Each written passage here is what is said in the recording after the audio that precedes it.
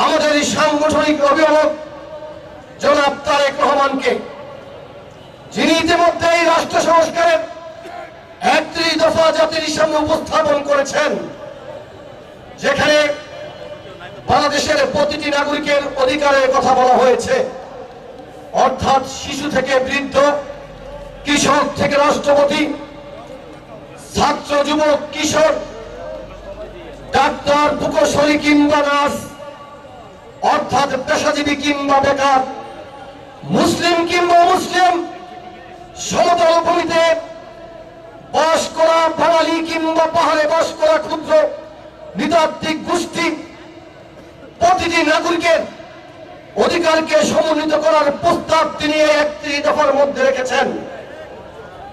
তিনি যুবকদের উদ্দেশ্যে বলেছেন, বিএনপি যদি আগামী দিনে ক্ষমতায় আসে তাহলে প্রথম 18 মাসের মধ্যে 1 কোটি কর্মসংস্থানের ব্যবস্থা করা হবে। তিনি বলেননি ঘরে ঘরে চাকরি দেওয়া হবে, কারণ যে কোনো যুবক চাকরি পাবে তার ব্যক্তিগত মেধা, মনন এবং যোগ্যতার কারণে। দলীয় আনুগত্যের কারণে গত 16 বছর আমরা দেখেছিলাম ঘরে ঘরে চাকরি দেওয়ার কথা বলেও চাকরি দেওয়া হয়েছিল দলীয় আনুগত্যের মাধ্যমে।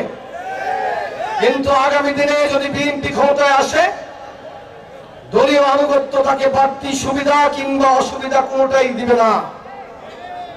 অর্থাৎ বাংলাদেশকে আমাদের নেতা জনাব তারেক রহমান একটি মানবিক রাষ্ট্রে পরিণত করতে চান।